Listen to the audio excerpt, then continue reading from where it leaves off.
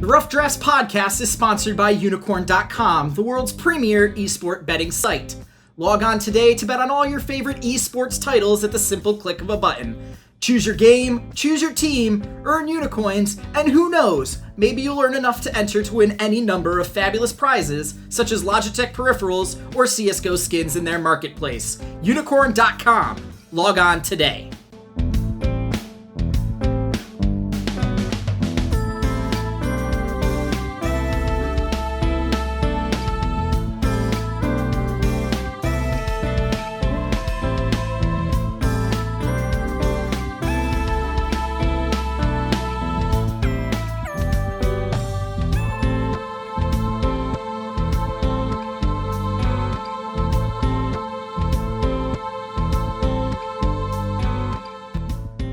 Welcome back, Internet. This is part 2 of our live stream recapping the last week of Worlds action.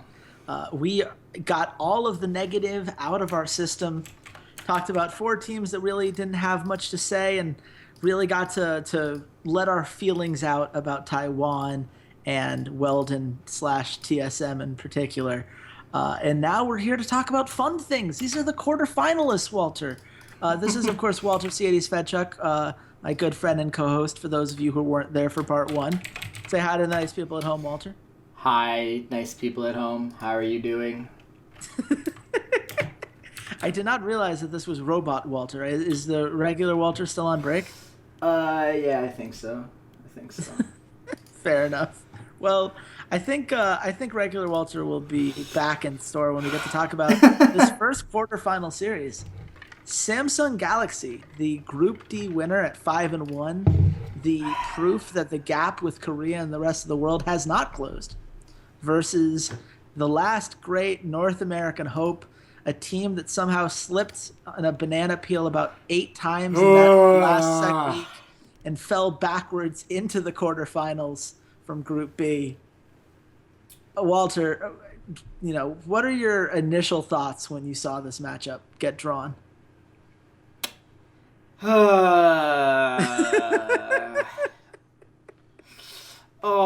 Ambition. Ambition's about to have a field day. Ambition's about to look like, I don't know, KT Bullets era Cacao? I don't know. Hey, hold on. I thought he was still Cacao is the best jungler in the world. Isn't the greatest jungler. Yeah, greatest jungler in the world, Cacao. Not struggling to succeed on like the 12th best LSPL team. Of course not. No, the Cacao that's in my memories. Like when you have a grandparent that has like Alzheimer, or they get really sick, and you remember them as they were. You're always like, oh god, I remember when Grandma used to make apple pie. Not the grandparent that's like sitting in the nursing home, struggling to speak, struggling to eat. Like, you remember happier times. Yeah, that's me and Cacao. Like, I'm still stuck in like season 4 Cacao, and he was amazing. And not playing Skarner when Skarner is not good in the World Championship on a terrible IG team. So, yeah. You can see just how much I actually want to talk about. We don't talk about that IG run last year. I don't know what you're talking about. I've gotten that wiped from my memory. Yeah, but man, Ambition. As if Ambition could not have gotten an easier path to his first World Championship appearance. Like, he's got to go through Cloud9, who's got a terrible, terrible jungler. And then he has to go through either H2K or Albistox Luna, which I love both of those teams. And when we get to them, it's just going to be a joyful, exuberation from me. Because I get to watch one of them in New York. But, like, they couldn't have made it any easier for Samsung. And they're like, all right, other side of the bracket, SKT, ROX, EDG Royal. That sounds like pretty even. Like, we'll put those 4 teams on one side. Like, the scale is so tipped against this side of the bracket, it's not even funny. But yeah, Ambition's going to have a field day with Medias. Yeah. I can't wait. I mean, I guess the argument for having it go that way is, China didn't show up last year in the quarterfinals. I know they only had 1 team instead of 2, but, if they both look bad, it is a shame that SKT and ROX are on the same side of the bracket. That's the real sad part. But it's awful for those of you not going to New York because, I mean, Chase and I are going to get to see that live, and I can't wait. That's going to be exciting. We're going to be there for the time that, SKT beats ROX. It'll be the first time we meet in person, which right? is crazy to say, given that this is our third Worlds we're covering together. Exactly. But, I think the fact that we're stalling this much says a lot about how we feel about this series. I mean, Cloud9, and someone made a point, say what you will about Cloud9, but they were in control of their path to the semis. That is true. And at any given point, they could have taken control of it. And against SKT, they looked bad. Against Flash Wolves, they looked really bad. And against IMA, there were so many chances they gave IMA to come back in that game. They just kept keeping that door just a little open and then making it wider and wider and wider. And oh my God, Cloud9, stop going for Barons when there's a 50-50 shot. Please, for the love of God, don't do that anymore. And, I think there were some real flaws exposed on this team. I think that for everything that Impact was able to do in North America, he's not quite having the same impact here. See what I did there? Yeah, See? yeah. We got our one Impact joke out of the way. There we go. We had, every podcast has one. I thought that Meteos is obviously the weak link on the team. Jensen's done great. I think Jensen's, almost single-handedly willed this team to a couple of their victories. I don't know why he ever got Syndra. Really, though? At any point. Really? Did you not watch that game against Faker? Can you not see that Crown is about to clap him? I mean, look, really? I'm not saying that it's gonna continue to work that way for them, but I did. First of all, Jensen really should have shut up about Faker. That was that's a quote that is going to haunt him throughout this tournament, because next week it's going to be, wow, he thought he could take out Faker. He couldn't even take out Crown. Herder, insert meme. Like, that's just how Reddit's going to go on this. I've seen this story before. At the end of the day, is Jensen good enough to beat Crown? I don't think so. Not the way they're playing. Are Sneaky and Smoothie? Smoothie looked better this week. I'm going to give him a little bit of credit. Smoothie looked better, but Smoothie looked better. I thought Sneaky looked fine, adequate. I'm afraid. I don't think that the bot lane's going to be their problem necessarily. I don't think Ruler did anything to impress me. I'm afraid of Smoothie's ability to play ranged champions. Well, that we already knew. That's like a genuine fear, especially going up against Core JJ. Yeah. Which I don't think they go to Wraith. I think they stay with Core JJ because they're playing absolutely better. But yeah. I'm you just give worried. him Tom Kench and it's just GG. Yeah, you give him Tom Kench, you give him Zyra. Like, do you have to ban Zyra all these games? Like, he's played since the NA regional finals. Now we'll go back into the playoffs. He's played Thresh and Karma. Everything else is Kench, Alistar, Braum, Trundle. Here's the problem. I don't know you have to ban Victor, right? Like, let's look at Cloud9 on red side, because they're going to be on red side more often than not in this series. If we're going to assume that Cloud9 has a chance to win the series, okay, well, they'd have to win 3 games on red side. You have to ban the Nidalee. Yep. You have to. Yep. You have to ban Victor. So whatever you target, like, let's say you target Zyra, congratulations, he gets Alistar or Tom Kench. Yeah. You Good ban luck. Kench, he can play Zyra, which is going to just be phenomenal into Braum or Alistar. Or, like, I don't think they can ban the Victor.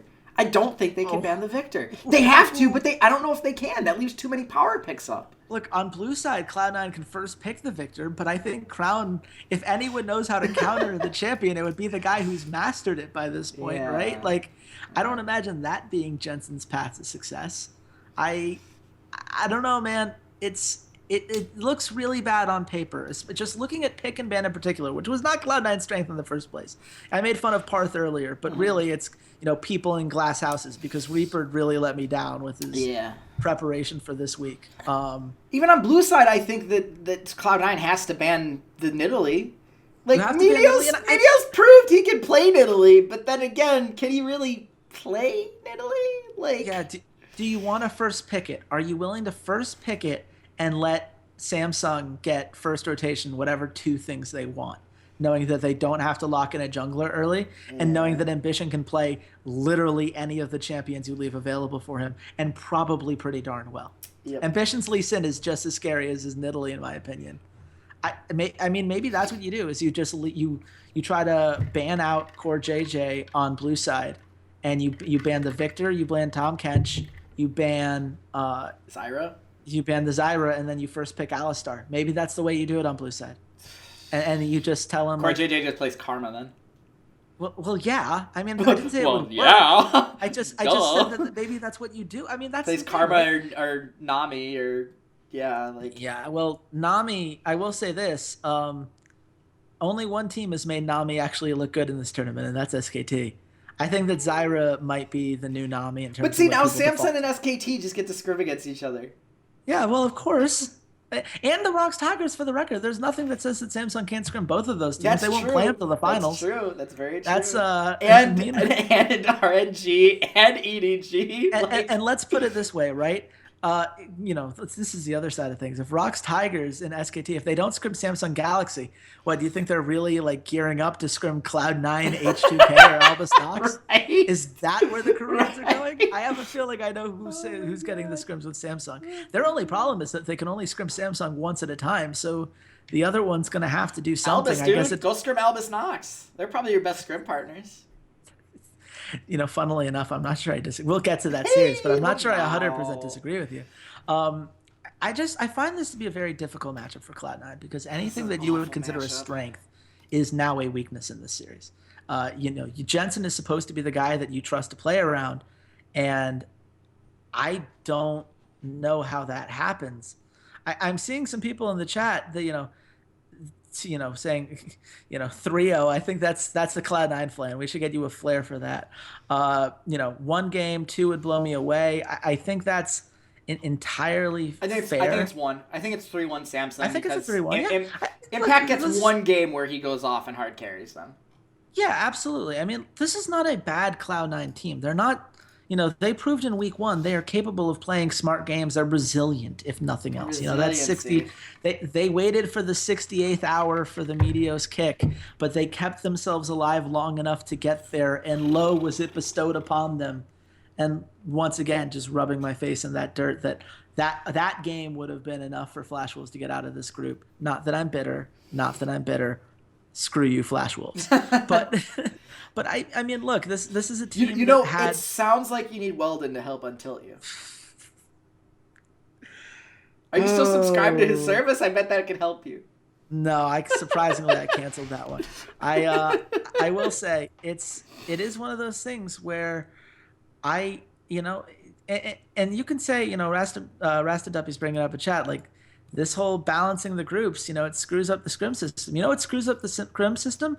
Korea is so much better than everyone else in this tournament that there were going to be 3 Korean teams in this top 8, and they were going to have at least 2 of them on one side of the bracket no matter what happened. Sure, are things maybe a little bit more fair if ROX and H2K would be flipped, flip that together as far as the brackets go? Sure, maybe. That's not fair to ROX. They have to go against Albus Nox Luna? Come on, dude. That powerhouse? That's not fair to ROX. I'm just saying flipping where they are at the bracket. Just have ROX and EDG be where H2K and Albus Nox are on the bracket. I see what you're saying. So you get ROX and Samsung in the semifinals. You still have 3 Koreans that can all scrim against each other and have no reason to do otherwise. Like, there's no way to fix the bracket structure to make that work out. And if you're Cloud9, sorry. Did you get the easiest Korean team? Is Samsung actually the easiest Korean team?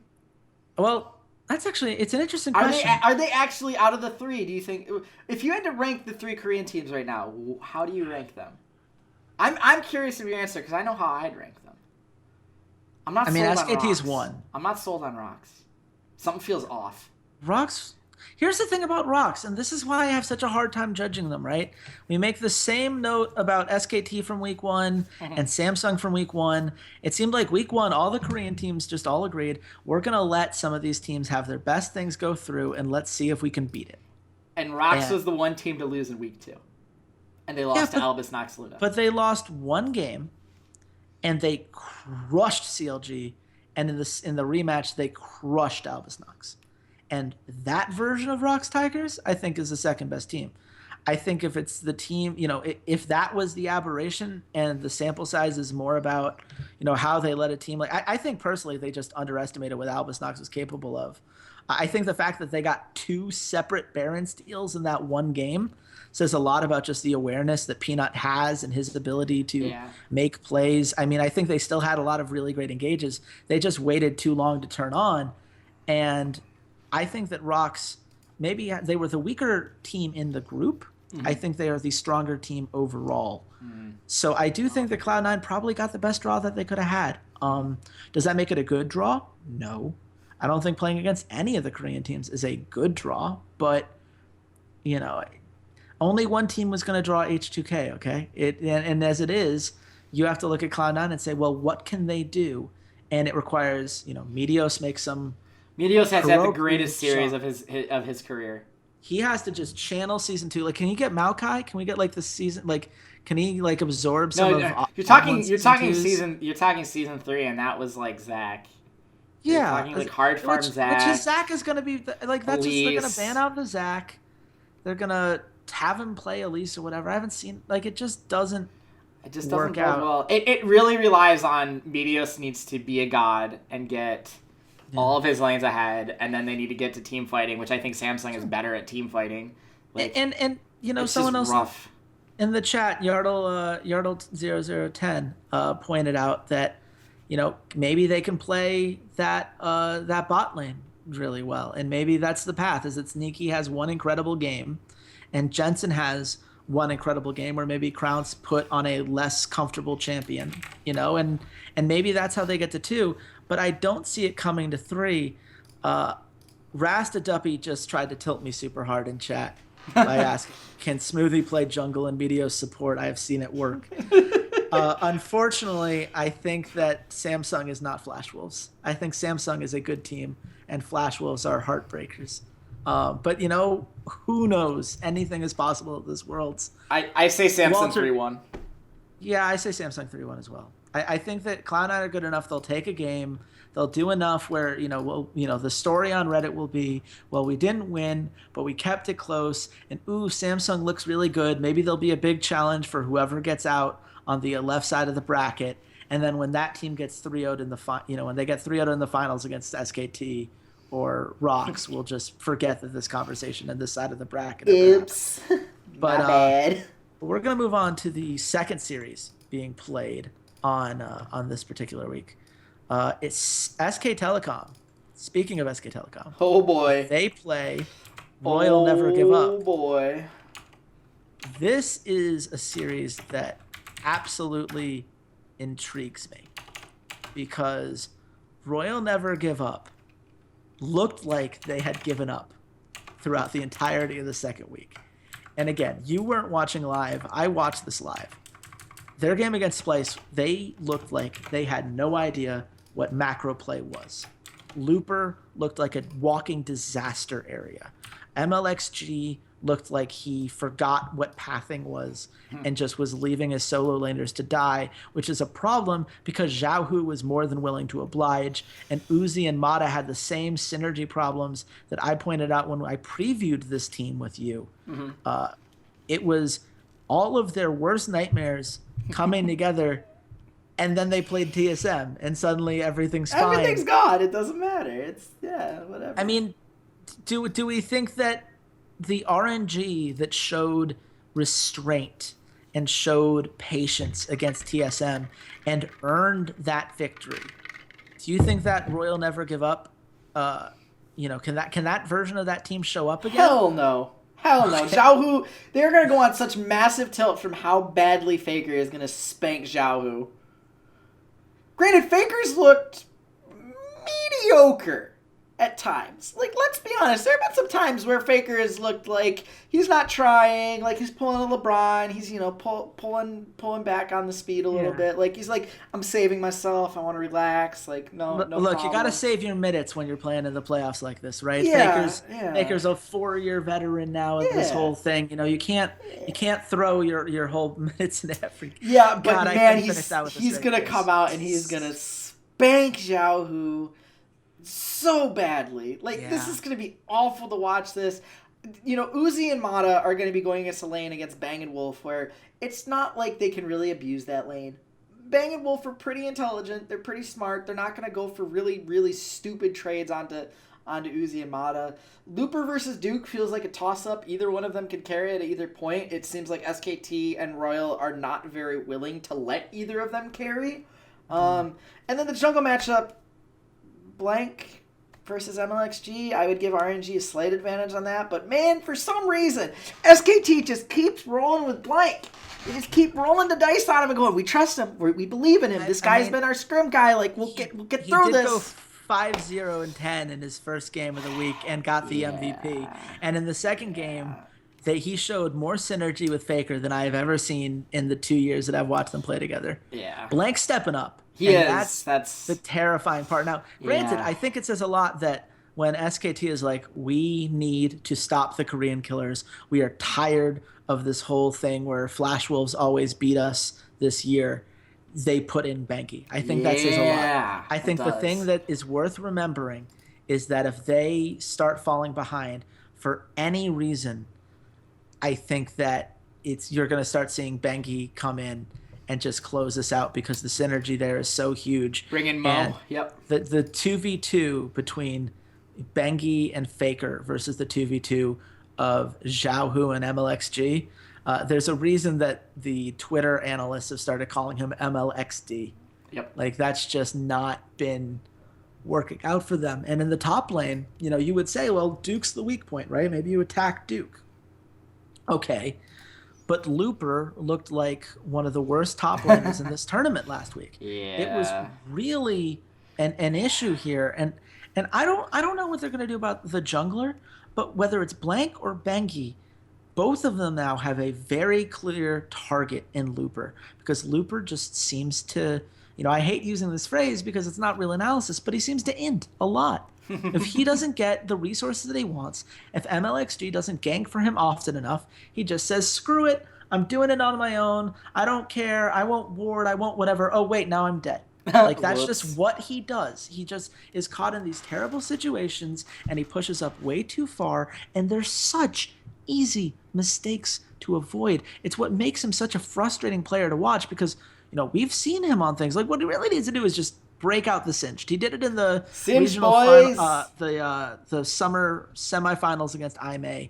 They won that game. I genuinely believe it could work out given the way he's playing, because at the very least, if he's going to overextend in a long lane, he could make it hurt to follow him all the way back down it. But, realistically, the thing that people are going to point to, and there are people in the chat, I can already see it, they're saying, but what about Uzi? And I want to, my first instinct is to say, what about Uzi? What part of what you saw in that group made you say, oh yeah, Uzi Mata 100% on the same page. They're going to take Bang & Wolf 2v2, no problem. But at the same time, that has to be a concern, right? Like, if you're looking at it from SKT's point of view, that's what you have to build your winning strategy around, right? You kind of just assume that Faker can beat Xiaohu, and it's about making sure that Uzi and Mata don't snowball the bot lane enough to, potentially get some upsets in there. Mm-hmm. I mean, how would you attack it? I mean, how do you deal with a bot lane that has the potential of Uzi and Mata? That's how I do think Royal takes games, is they got to play through Uzi and Mata. They got to get them ahead. The problem is I just think Bang & Wolf are too safe.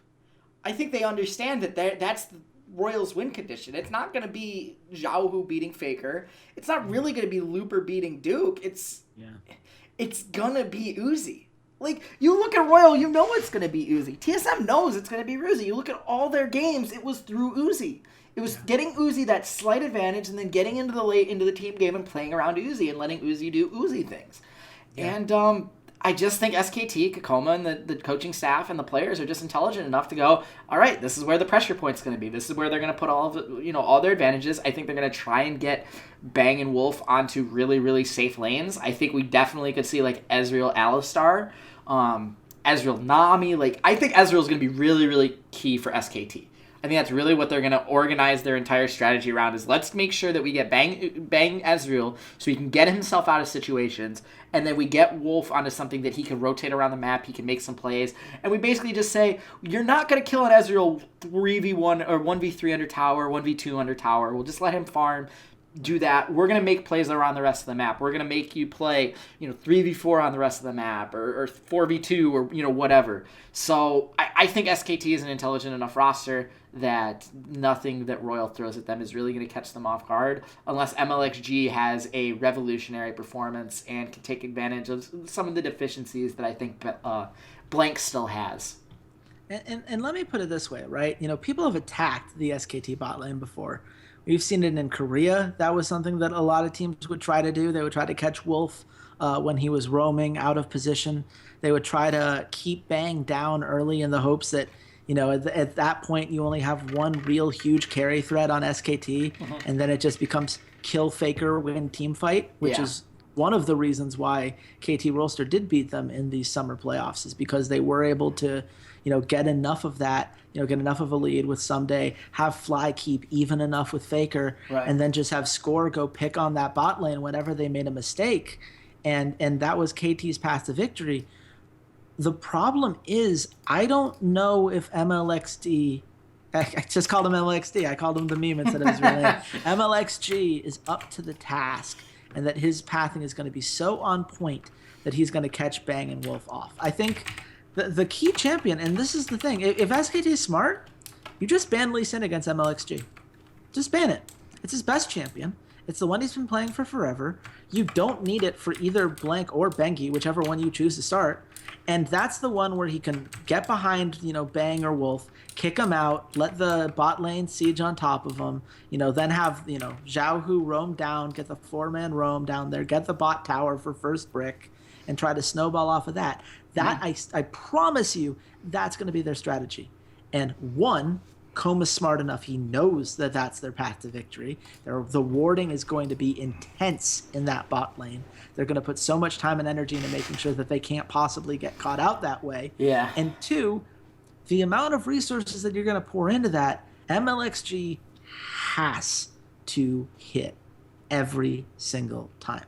Even one failed gank means that on the other side of the map, Blank and Bengi could either punish Looper, which is pretty easy to do, or punish Zhao Hu, which is also proven to be easy to do. Right. So you cannot fail. You cannot make those mistakes. SKT does not allow teams that make mistakes to survive for very long. And Royal, unfortunately, is a team that made a whole bunch of mistakes in that second week. Yeah. They regressed in that last week. That loss to Splice was not an acceptable loss. And their pick and ban phase got weird. There are a lot of things. You look at the Royal compositions that lost. Again, why do you let Crown play Victor? Why against Splice do you have this, this Olaf, which isn't really something MLXG plays very much, and you can tell because he would refuse, he'd kind of run by his axe and wouldn't even bother to pick it up.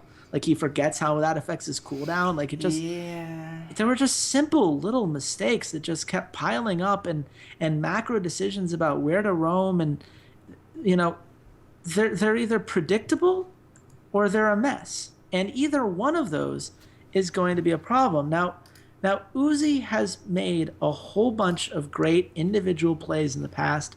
No one will deny his ability to carry games and have, that one big blowout game. But SKT knows it. They know how to beat it. They know that teams have come and tried to attack that before, and there is no reason to believe that they're going to be able to get away with it again. Absolutely. I just don't see it. Absolutely. So, totally agree. Where do you see this series ending up? 3-1 SKT. I think there's one Uzi carry game where, they just throw a ton of resources into the bot lane. They get that first brick. They get the first blood. Uzi just kind of goes away with it. So, yeah. I think it's a 3-1. I could see a 3-2 if Royal comes up with some weird pick that SKT isn't expecting. It doesn't sound like Royal to me, though. It doesn't. But if you look at the first week, Royal came out against TSM and completely surprised everybody with the way they played that game. They are capable of doing it for one game. They can't do it for a 5-game series, but they could do it once, and then Uzi would have one big game, and that gets you to 2. And that's enough to keep the series, get the silver scrapes going. I don't think there's any chance SKT doesn't win this series. No, I think that not. SKT does so well at picking apart mistakes, and Royal never give up. Especially last week, just made so many. I can't see it. It will be I think it's more likely to be a 3-0 than a 3-2. Yeah, absolutely. But I think no matter what, they get to the 3. And that's something where, if you're China, well, sorry guys. That's just the way that this goes. You got matched up against Faker, but at least Edward Gaming got a, oh no, wait, they're up against the ROX Tigers because China can't catch a break on the seeding. Like H2K was there. Like there's so many teams that were like, man, as long as we get H2K, we're golden. We get to the semifinals, and who knows what happens there. And like it's like, nope, China, you're going up against the Koreans. We're rooting any chance of that whole China Korea finals once again. It's like they're trying really hard to get they're hoping that Samsung somehow blows it so they have another team in the finals, because we haven't had anyone outside of China, Korea, or Taiwan since season 2 in the finals. Yeah. So they figure if they just throw 3 or 4 teams on that side of the bracket, maybe it'll happen. Maybe someone will take out Samsung. Yeah, of course. Yeah, it's an interesting strategy. I don't think it's going to make much of a difference against, well, actually, no. Let's start with the ROX Tigers, because you said before you have concerns about them. I do. What are your concerns when it comes to the ROX Tigers? Because there are flaws that we certainly saw in this group stage that need to be discussed. I have some concerns with Peanut and Kuro. I think Peanut's been playing a little trigger happy, especially on some of his invades. I'm thinking mainly back to week 1, but even going to week 2, really just weird timing. Mm-hmm. Weird times to invade. His laners don't have their lanes pushed up. His synergy with Kuro has been kind of mixed and mashed. Sometimes Kuro follows him up, sometimes he doesn't. Sometimes they both go in. Like, they've been one of the worst early game teams in the entire tournament, and then they save it because they're so great in the late game, because Smed can make such incredible plays with whatever champion he's on. Like, Kuro is such an efficient team fighter. The fact that Prey is such an efficient team fighter. So they do have that saving grace, which I feel like they just do stuff that's just really stupidly risky in the early game for no real rhyme or reason. Now that being said, against EDG, I'm not quite sure EDG is the right team to exploit it. No. I don't think ClearLove is the right jungler to exploit it. We have to talk about ClearLove. ClearLove might be one of the most overrated players in League of Legends history. Oh. I'm going to say it, because that's how I feel. Because for everything we give him, for all the, he's a great jungler, he's the best jungler in the world, and then he shows up on the international stage. And I don't watch a ton of China, so whatever. Maybe he's an absolute god in China, and if I watched it, I would never say those words. But yes, that is absolutely the case. Fine, that is 100%. Whatever. But watching him on the international scale, I just go, I don't get it. I don't see it. Maybe it's just that his style of play is just perfect. Maybe he has mastered how you jungle against Chinese teams. Fine, so be it. But every time I see him on the international stage, I go, this shouldn't work. And guess what? He gets to the quarterfinals, and it doesn't work. It doesn't work when he gets matched up against teams that aren't Chinese teams, or teams that just aren't better than his teammates. And I think he's one of the most overrated players in League of Legends history. I don't get it. I don't think you're allowed to be called overrated when your trophy case is bigger than 99%. All in China. It's literally all in China and one MSI trophy. So what? China's one of the 2 most powerful regions in the world. China sent 2 teams to the group stage of this, to the bracket stage of this tournament. North America and Europe combined could only send 2. That's not what I'm even that was really close. I don't care about that. I watch him perform on the international stage, and I just go, I don't get it. Why do we keep saying he's the best jungler in the world when he's playing against the international competition? He doesn't look like the best jungler in this tournament. He doesn't look like the best jungler in the world. That's what I don't understand, and that's why I say he's overrated. I just don't. I look at him and I go, this is everything that we criticized Meteos for going into Season 5. That he couldn't fix. It's literally the power farm jungle. It's just completely ignoring one of the lanes, because let's be honest, Meteos used to just completely ignore mid lane. He was a top and bottom jungler and completely would throw High out to dry, and High was able to be successful because he adapted his playstyle to, okay, well, I'm going to buy a ton of wards, and that's how I'm going to do it, and I'm going to roam with Meteos. Mouse can't do that. You can't just leave top lane and go, all right, I'm going to go roam down to the bot lane and get with my jungler. Oh, look, I just lost 2 waves in a tower. Oh, well, who cares? Like, I don't get it. I don't see it. And maybe I need to watch just all of China next year. Maybe I'll give up on Korea and watch China and maybe understand it, but I just don't see it. I think he's incredibly overrated. Okay. I don't get it.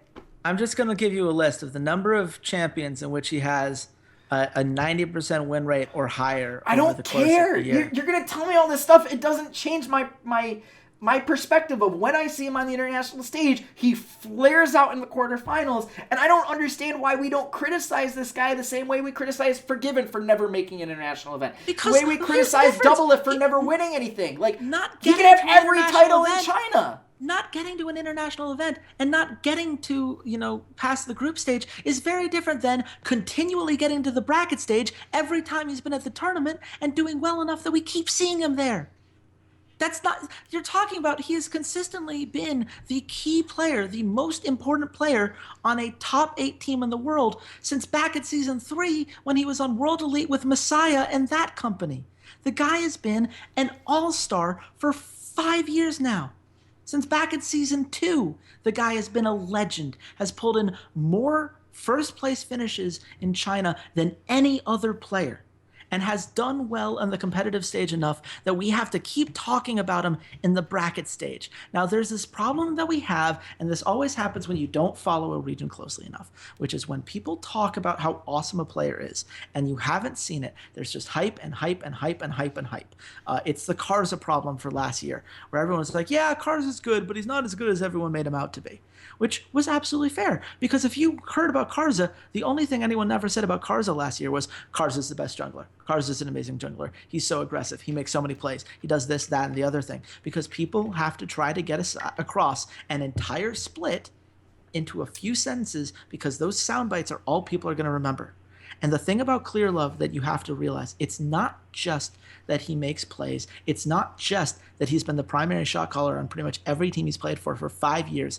It's that the longevity of his career, the consistency with which he has been great. He has never been like Meteos and had to take a year off because he wasn't good enough. Well, I'm not comparing him to Meteos, but he has been a top 2 player in his he has been on a top 2 team in his region pretty much every year that he has existed as a player. He has been on the world stage and succeeded at least enough to get to the group stage every year that he has been a player. Mm-hmm. The guy is a monster. So two questions. Is a leader and a big part of why this team is successful. Two questions. Two questions then. If he is so incredibly successful and he is so incredibly good, why, A, have we never put him in the same conversation of, is he a better player than Faker?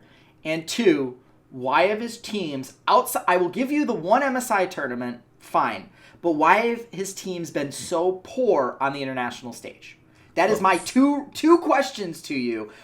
Why can't I just go, I look at him, he's one of the more consistent factors of all of these things, and yet they don't succeed. I just First of all, let's keep in mind for the record that you can't just ignore MSI, which they did win. I'm not ignoring it. They did win MSI. I will give them. They have well. one international tournament victory under their belt. But he has had very limited success on the international stage. He can have 30,000 trophies in China, but for some reason, when he hits the international stage, it doesn't work. It doesn't. He can't get past the quarterfinals. He just can't. Never. He rarely gets past the quarterfinals. He's at one MSI victory. One! I mean, if it helps, he was the winner of that IPL 5 tournament you hold in such high regard. But look, let's be real. Fair enough. The two questions you asked, one, why hasn't he been in the conversation for best player in the world? Because he's not the best player in the world. Faker's the best player in the world. The difference with ClearLove is that what makes him ClearLove and what makes him the best jungler in the world is so much about his intangibles as much as it is about his mechanical play. Faker is a mechanical god and someone who processes the game in a way that no one else ever has. It's the reason that we haven't had a conversation about anyone else being a better player than he is until Smeb this year. It's absolutely incredible that this is one of those guys that has been able to be a huge player on the team, but that doesn't mean that he's Faker. No one's Faker. It's more amazing to me that Smeb was put in the Faker. But that to me is the hugest surprise of the year, that we finally found someone for the first time since season 3 who really deserves to be in that conversation. I mean, that's another conversation that we can have. What jungler do you put above ClearLove? At this tournament? Let me turn that. No, historically, over the last 4 years, name any jungler that's had more consistent international and within their own region success than ClearLove. Spoiler alert: you ain't gonna find one. You're not gonna find one who's close. Yeah, I mean that's the absolute fact. Yeah, and but you're putting it over 4 years. Like, yeah, that's fine, but he could still be overrated. Like, how? If he's the best jungler over the last 4 years and consistently has proven to be so good that he keeps getting teams. Let me put it this way: do you think EDG is at this stage if they didn't have ClearLove on the team? Because the spoiler alert is no, they wouldn't be, because Mouse was so bad, and them switching back between Pawn and Scout in weird ways, and Mako just really didn't have his heart in some of those games. There is no way that without ClearLove calling all of those macro decisions that ended up winning them that game against AHQ despite being massively behind, and ClearLove getting the Baron steal that won them that game. He is the reason that we're even talking about them at this tournament right now. But he is not 5 guys. And the thing about a jungler, and you play jungler, so you should know better than to say this. I do. Junglers can't single-handedly win games, and not at the professional level. That is true. He is dependent on his players. So why hasn't he been able to get the team? Or he's gotten him a heck of a lot farther than they would ever. So he's Dan Marino. That's what it comes down to. Is he's Dan Marino? He's never going to win the big one. And sure, but guess what? If your name's not SKT, almost everyone's Dan Marino. Literally, how many teams can we name? Fnatic won in season 1. You can give them credit for that if you want. Taipei in season 2. Samsung White in season 4. Everyone else is Dan Marino if we're going to use that strategy. So I think that's a terrible way to judge an individual player. I'm just saying I feel like that the reverence that we give him is a little much because he does not perform on the international stage. I don't know how you'd call single-handedly willing his team into some sort of macro play to the point where we're even talking about them in this series not showing up on the international stage. The guy has a weakness, and that he doesn't gank top. A weakness. Because he doesn't believe that Mouse is worth it. Because his theory, and it has always been his theory, is that he would rather spend time investing in someone who will actually make the most out of it. He does not shore up the weaknesses, he accentuates their strengths. That's why he ganks so much for their mid lane, which either Pawn or Scout have both done well in this tournament at times. I think Scout's been more consistent. I think Scout's the way they should go. But Pawn, obviously, they value for a lot of the experience that he brings, and it's the reason that he ganks so much for Dev, too, in my opinion, is still the best AD carry in the world. Even though we haven't talked about the best AD carry in the world yet, boy. Oh, don't worry about that. We're about to get to that real soon. Yeah. Real soon. Because the team winning makes you the best player. That's how that works. This is the problem, is that right now, we've gotten so distracted by this, and let's get us back on point here. Whether ClearLove is the best jungle in the world, Dev is the best AD carry in the world, has nothing to do with, are they the best team in the world? The answer to that, of course, is no. We thought that they were going to be a top 2 or top 3 team. They have not shown any propensity towards that at this tournament. So how is this team going to handle the ROX Tigers team? Scout. What can Edward Gaming do? Okay, yeah. Scout. So let's talk about what's the path to victory. Scout. Just play Scout. Play Scout. Let him roam. Let him make up for ClearLove's deficiencies in ganking top lane, because Mouse has looked best when Scout has been playing. When Scout goes up into the top lane, when he makes some impact on that, when he gets, the ball rolling for the entire team. Like, granted, you can completely abandon Mouse all you want, but guess what? He still has to be in the team fight. He's still on the field. You can't just be like, all right, we're going to play 4v5, guys. You can't just be like, Mouse, go sit down and do nothing and never leave your base. You can't do that. You need to get him to a point where he can be usable. You cannot completely ignore him and say, whatever, you're an extra minion. You can't. You can't do that. You can't. And that's what Scout has been doing. Scout has been going up there. He's been getting his kills. He's been making sure that Mouse is efficient enough that he can at least do something when you get to the team fight phase. And granted, I don't like that matchup. Smeb is going to go just roll over this kid. I feel terrible for him. He's going to get clapped. He's going to get crushed. We thought Faker against Jensen was a bad matchup. Oh boy, we're talking about someone that people think is the best player in the world against Mouse?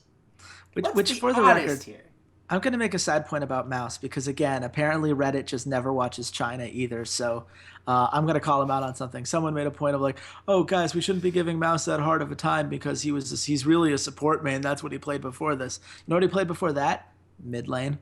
You know what he played? You know, he's played basically every position on the stage, and he's been a top laner long enough. He should know better by now. Yeah. And I know he's played better than this because I saw him do it when they 3-0'd Royal Never Give Up in the Chinese finals. The guy is just inexperienced. He's young. He's, doesn't have a whole bunch of international experience under his name. Great if he had a super experienced jungler come up there, help him out a little, give him a little to love. What end? That's not how they've won any of their games. The 3 games they've won because Deft gets super ahead, Pawn or Scout gets to be team fighting gods, and they win. Mouse is not your win condition. Mouse has never been your win condition. It's incredible. That's the problem. You can't play around Mouse and hope that that's going to pay off for you. I'm not even saying play around him. No. I'm not saying playing around him. I'm saying go to his lane once, twice, just once or twice. Just help him a little bit. Mouse can. He's a little mouse. He doesn't accept need a that lot. You're going to be 20 CS behind and stop pushing up so far. He needs to just stop making terrible mistakes. He would not be so easily gankable if he placed his trinket wards properly, which he doesn't, and didn't overextend through the lane, which he does all the time. The whole point is they tell him, play safe, play safe, play safe, and then he gets distracted like there's a piece of cheese somewhere on the rift. He's like, oh, I got to eat that. Oh, I got to go. I got to go get that one minion. That one minion is worth potentially putting my entire life at risk here. That's not ClearLove's fault. Mouse knows how this team plays. Mouse knows what they're trying to play around and what their strategy is. And whether you believe that EDG's strategy is a good strategy, bad strategy, whatever else, they have the mentality of, if our strongest players are in a point to succeed, it won't matter what Mouse does. And Edward Gaming is 4-3, or I should say 3-4 because of that strategy. Now, maybe, no, they're 4-3. I got that correct. If maybe they fix it because they say that they lost that tiebreaker to H2K, they lost to INTZ of all teams, maybe that's enough to make them say, this is a weakness, we're playing against Smeb, we have to do something, and ClearLove changes his pathing. But I don't think ClearLove was doing it. ClearLove has ganked for top in previous years of his experience throughout his career. It's not that ClearLove has never ganked top before. It's that he hasn't ganked top since Mouse joined the team because they are of the team philosophy that it is not worth investing that much into the top laner. And unfortunately, against a player like Smeb, if you do that, even if Mouse played it as safely as possible, he's going to get burned. So they're going to have to make some changes. I think that they will make those changes. I think that if you're looking for EDG, I still think at the end of the day, like, sure, you got to help out Mouse a little bit, but the key is going to be get Scout ahead of Kuro.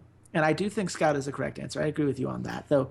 I'm sure they'll go. I'm sure Pawn is going to be the one that they start because Pawn has more experience. No, play Scout. EDG, I don't care. I don't know who your I don't remember who your coach is. You play Scout, damn it. Aaron, you play Scout, damn it.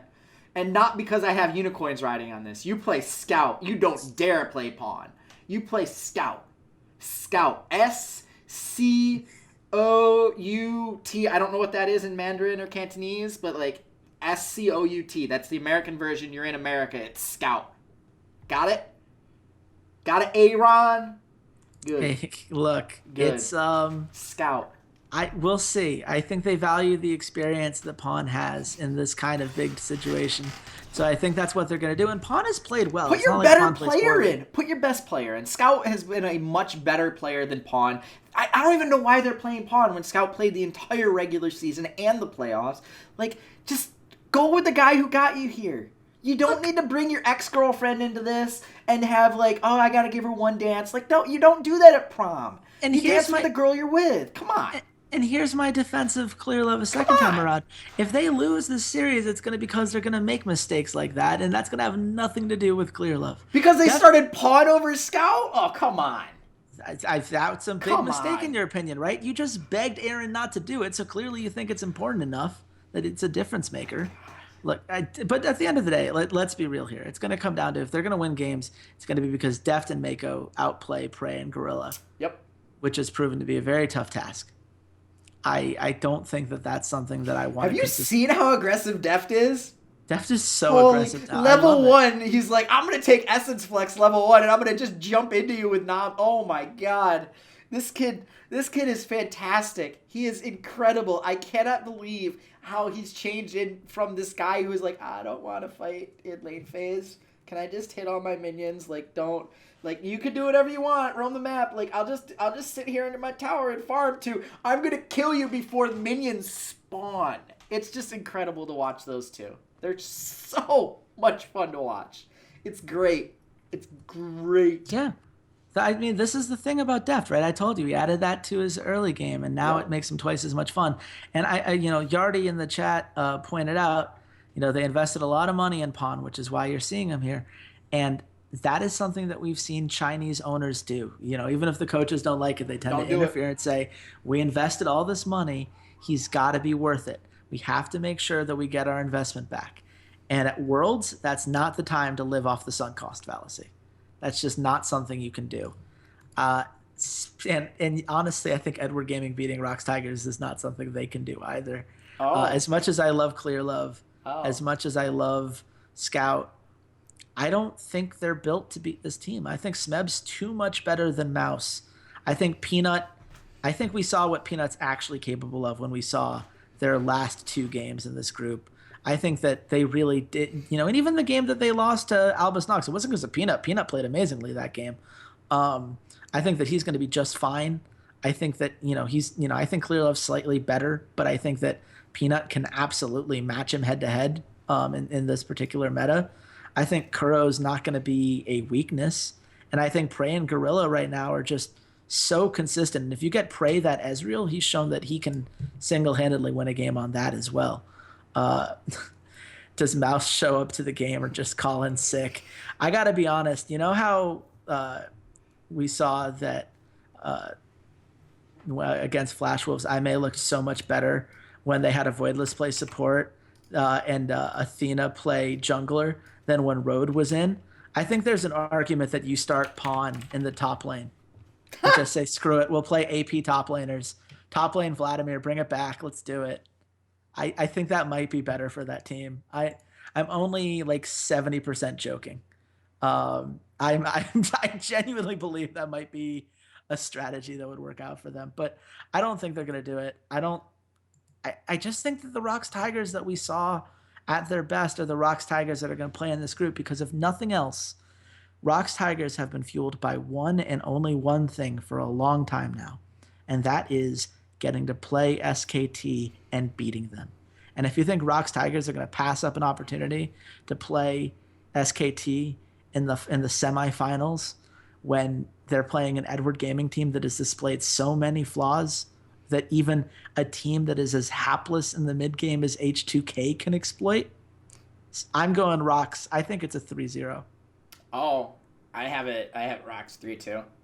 Oh, wow. Okay. I think EAG is going to play us close. I think Deft is definitely going to win one game for them. I think Scout can take it to Kuro and Peanut. I think they're just going to play Scout. If they play Pawn, then this is a quicker series. But yeah, I think they're going to play Pawn. That's the difference. And I think they're going to play Pawn, and I think the bigger problem is going to be... I think they're stupid to play Pawn. There is no reason to play Pawn in this series. None. I think that the difference is... I mean, we saw it last year, right, when they played against Fnatic. This is a team that doesn't necessarily prepare well for the next series. They have, I think that ROX is going to spend a week getting a huge advantage over them from a scouting perspective. I think that Mouse is such a glaring weak point. Unless Mouse grows, 5 times his size overnight, and he becomes this monster player, I don't know how you handle that against the best top laner in the world in Smeb. Like, I'm sorry. It's just that your weaknesses are so clearly playing towards ROX's strength. Smeb and Peanut are just going to gank Mouse like 5 times in the first 3 minutes, and it's just going to be over. Like, I don't see the path to victory for Edward Gaming, and I'm not convinced enough that it's going to work out. The EDG Jace is actually in the meta this time for Deft. Thank you so much. Triple TP, boys. Yardy. I would love that so much. I genuinely... I think that's what EDG has to do. When you're playing a team as good as ROX Tigers, you got to do something different, because Korea knows how to close out these games. But we're done talking about... Can we get to the series I really want to talk about now? I can't believe this is the series you really want to talk about. But yeah, let's do it. Okay, it is, of course, the last series of the week.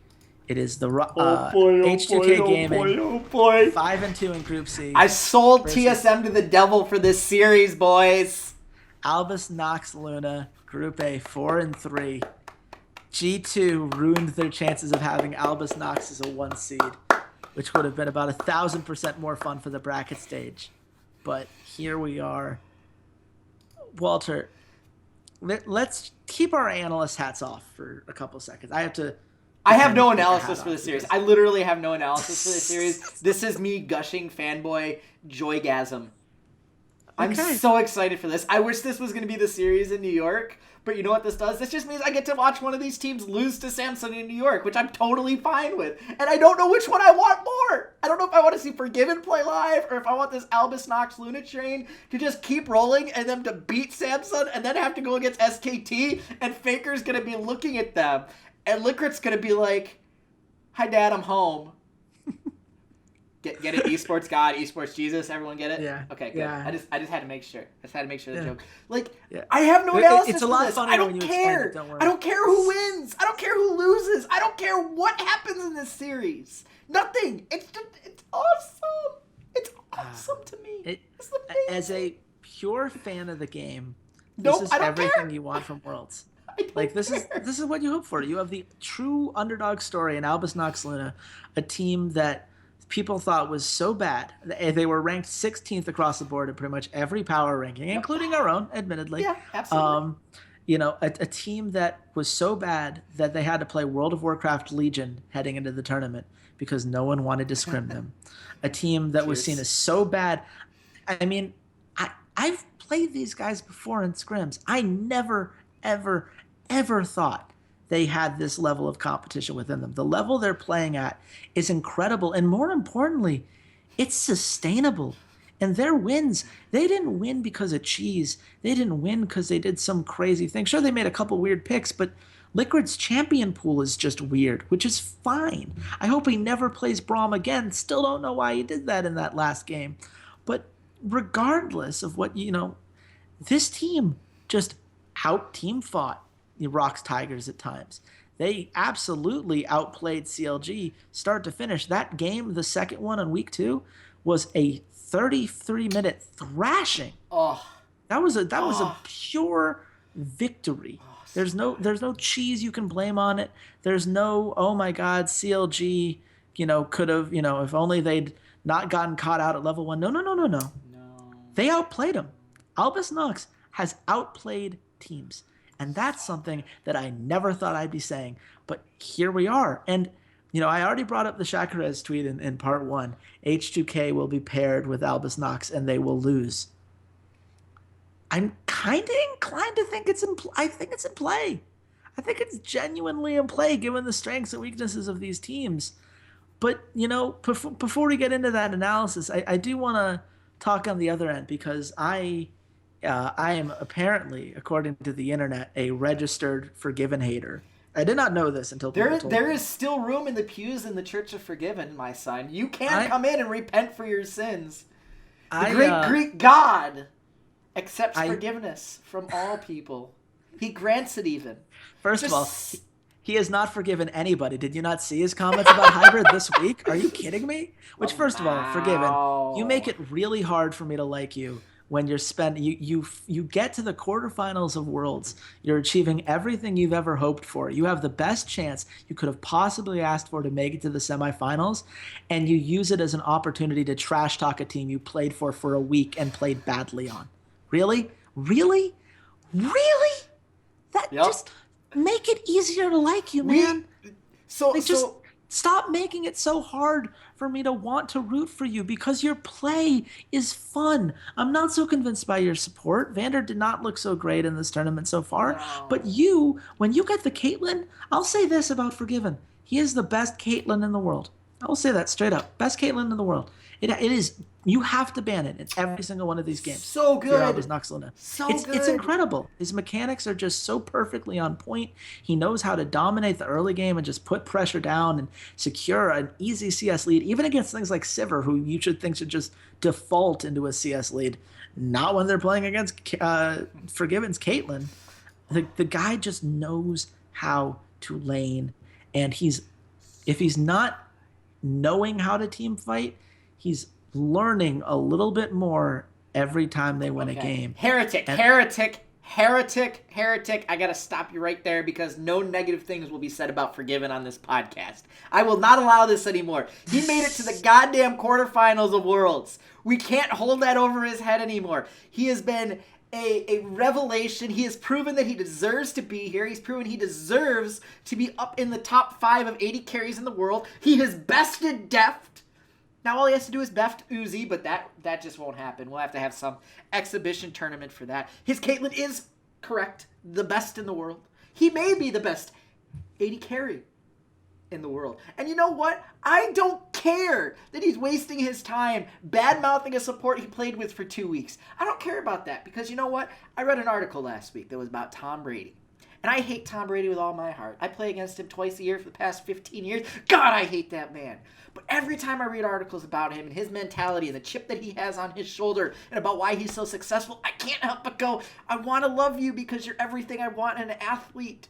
But I hate you because you kick my team's butt twice a year, and I can't handle that.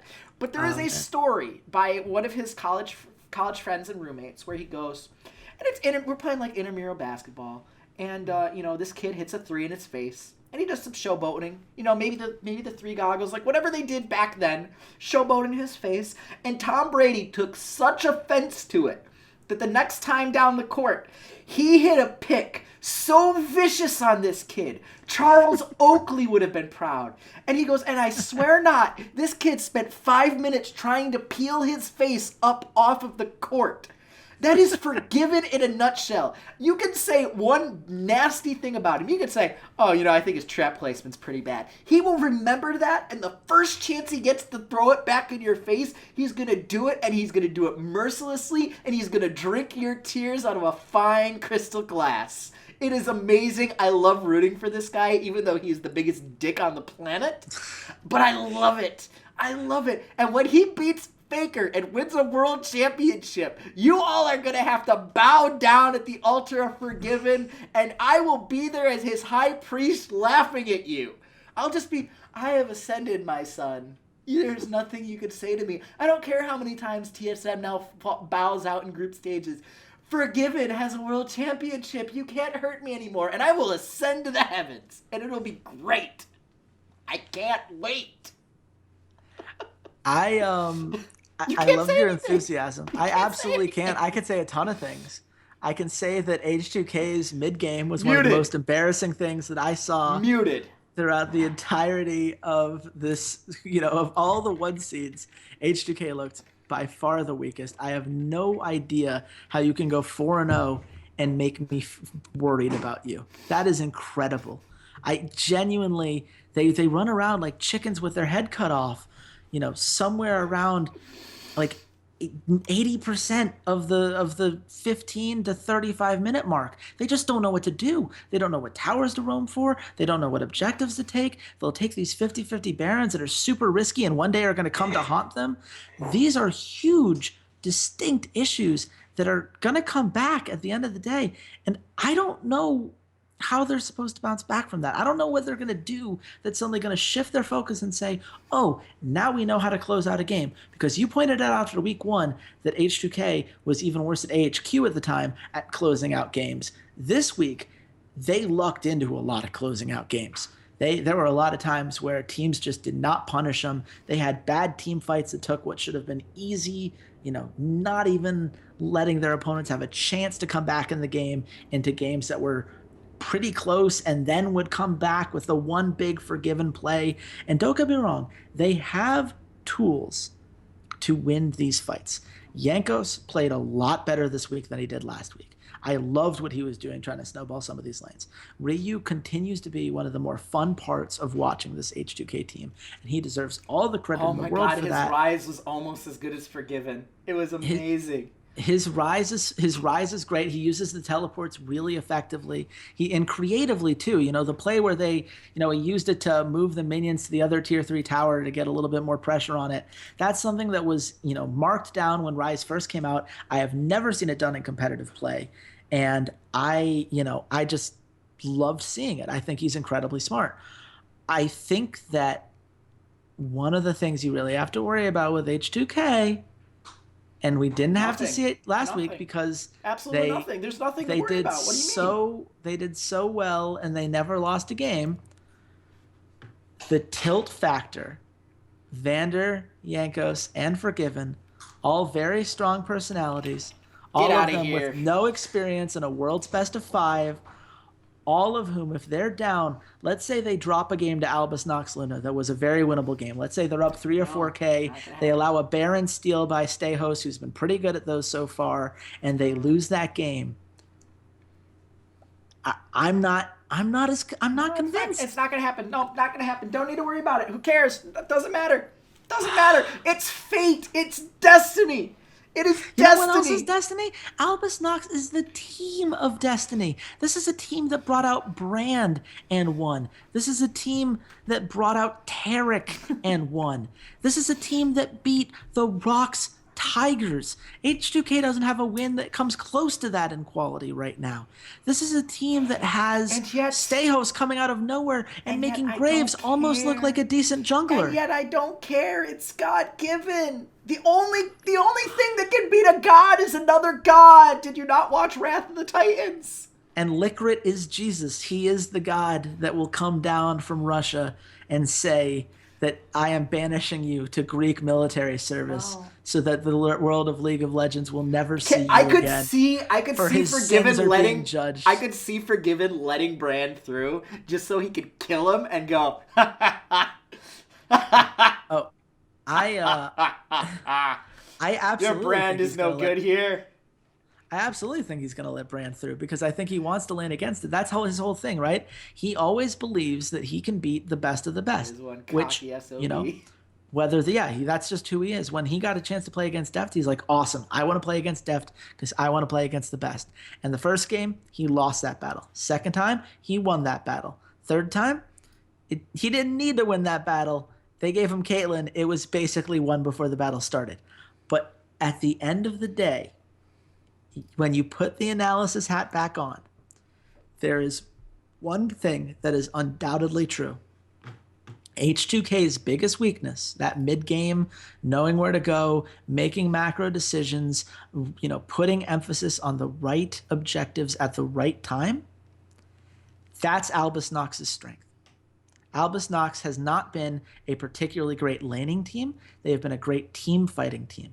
They've been very good at turning objectives into other objectives and snowballing those things and having, the Cataclysm from the Brand ultimate take out 2 people that you didn't expect, and Stayhost getting the long-range ult and therefore being able to secure dragons and barons and whatever else. In the first week, they did it without very much vision. The second week, they realized that was a problem and they stepped it up in a huge way.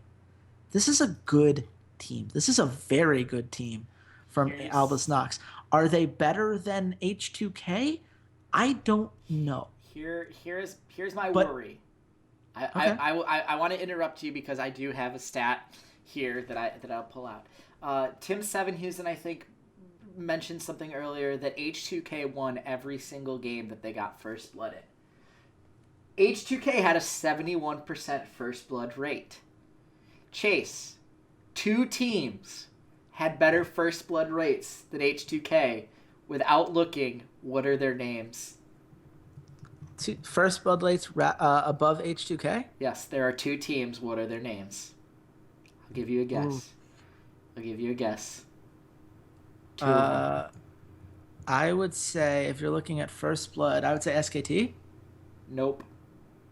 No, SKT not getting first blood. No. Interesting. I'll tell you this. SKT was 50-50. Half their games. Huh. These 2 teams both had 80% plus first blood rates. Albus Nox? You are correct. and I'm gonna say it's gonna be something like the Flash Wolves because it's gonna depress me that they did so well. Samsung Galaxy. Samsung Galaxy. Okay, that Albus Nox Luna, 86%. Samsung Galaxy, 83. H2K was at 71. Okay. They lost every single game. They didn't get first blood. There's your worrying trend stat for H2K. H2K is a team that knows how to snowball very well. Oh, yeah. That's what they do. And as long as they get enough of a lead so that their mid-game, I don't know what I'm doing, antics are going to work, don't hurt them and don't kill them, they can win games because they play the late game rather well. Because once Forgiven gets to that, fourth item spike or whatever it is, he does, incredibly in that regard. But is Albus Nox Luna going to let them get there? Is Albus Nox Luna going to fall off so much in that, early game that the mid-game strengths that they have won't come into play? I'm not convinced. I think Forgiven is better than Miracle, though I do think Miracle in that ROX game really showed me that he has a lot better positioning skills than I thought he did. Moly. That one play in the top lane around the 59th minute, I thought for sure he was dead at about 8 different times, and he found a way to get out and get a kill along the way. Yeah. The guy's good. Is he as good as Forgiven? No, but he's good. And Likkrit's a lot better than Vander. And Kira is probably not as good as Ryu, but he can keep it close. Odoamne has not really impressed me, whereas Smurf has really impressed me. I think you have to ban Poppy against Albus Nox. I think that's a must. I think that's been a huge key in Albus Nox's success this last week was the Poppy. It's massive. It was massive for Smurf. And for the record, that's the other side of it, right? If you're worried for, if you're thinking Albus Nox, they could, really go do it. Okay. How has Smurf looked on something not named Poppy? It's been mediocre. It's been pretty mediocre. Okay. Yeah, it's been pretty okay. And that's something that they're going to need because then you're looking at Stejos versus Jankos. And I think both of them have had great games. Both of them had not so great games. It's, really going to be interesting to see how these two teams collide. I think the series is very close. I know which side you're picking, Walter, but I do want to hear how much you think they're going to win by. Oh, which side I'm picking? I'm not picking a side. I don't care. You have to pick the score. I don't care. Nope. I win. It doesn't matter. I win. I get to see one of them in New York. I win. Sure. I understand. But what's your score? You don't get to get out of this just because you're going to be happy no matter what. I win. I win either way. Okay, but which side of you wins and what's the score? Both sides of me wins because I want to see either of these teams and I don't care. You're not going to get me to say anything because I'm not going to jinx it. I don't care. I legitimately don't care who wins. So let's assume that that's a 3-0 from H2K from Walter. No, that's I think it's a 4-game series. I think it's 4 games H2K. Okay. I think it's a 3-2 to Albus Nox. Going out there, putting it out on a limb. I trust Shaka. I don't care. Either way, I win. I don't care. I think the mid game is going to be a really huge problem for H2K, and it's one of those things where usually I would say they could fix that problem, but they had all of Europe to fix it. These are the same problems that have plagued them for the beginning. It's why they've never gotten better than third in either of these EU seasons. If it wasn't for Fnatic completely crapping the bed, they probably wouldn't be here right now because Splice was playing a lot better than them towards the end of the year. I have concerns, and I believe in the power of Likkrit. You worship at the altar of Forgiven. I go to the church of Likkrit. And no matter what, we are both going to be happy because we're going to see one of these two teams get absolutely destroyed by Samsung in New York. And really, isn't that what we all want? Oh, for shame. For shame, ye of little faith. I'm a Falcons fan, man. I learned that faith is something that just comes back to haunt you at the end of the day. But, it's going to be a very interesting series. Everyone in our chat is saying that it's going to be a 3-2. The argument is in what direction. Which is great to see. I think that's a very fair thing. I think it's going to be a close series no matter what side you think ultimately pulls it out. And I can't wait to watch it. It's going to be probably the most entertaining of the 4 series just in terms of, pure back and forth. Oh my God, what's going to happen? Who's going to win this last fight? Like, I see pure insanity from this series. Oh, absolutely. Whereas we have 3 series with Koreans that are going to play incredibly methodically. And it's, it might be very good League of Legends, especially if the two Chinese teams perform better than I'm expecting them to. But no matter what, it's going to be interesting, if nothing else. I think that's going to wrap up our quarterfinals preview section. So this is where we're going to wrap up the podcast/YouTube section of things. Those of you who are here for the live stream, congratulations. This is when you get your exclusive Q&A. We do this only for those of you who tune into our streams.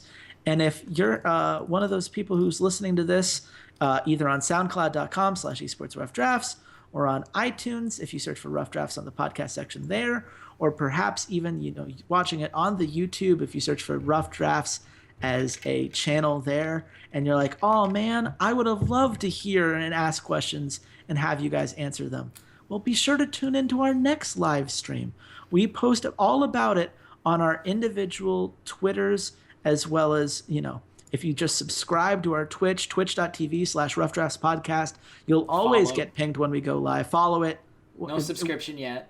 No subscription yet. Just follow it. You'll get the ping in your email. You'll know when it's coming, and you can come join the fun. It really is. It's a nice group of people that are here in this chat, and we'd love for you guys to be a part of that. So we're gonna move on to there. I guess we should say, if you want to follow us on social media, @RoughDraftsPod is the account for the podcast itself. That's where we do all of our live tweeting, as well as any particular podcast news that may come out. And of course, we have our personal Twitters. For those of you who can't see the video yourselves, I am @RedShirtKing on Twitter. Walter, where can the nice people at home find you? You can join the Church of God Given @Ceades_LOL. I need to see if that's actually a handle I can get. I might have to check that out after this. But @Ceades_LOL. So, yeah, that's where I'll be praising Forgiven all this weekend. There you go. Well, we're going to wrap this up here for those of you who are listening later on or on slingshotesports.com, our proud presenting sponsor of this podcast. They do a ton of great content. Hopefully you've been enjoying all of the world's interviews and articles that have been coming out there. Be sure to check those out as you check this podcast out. And until then, goodbye, Internet.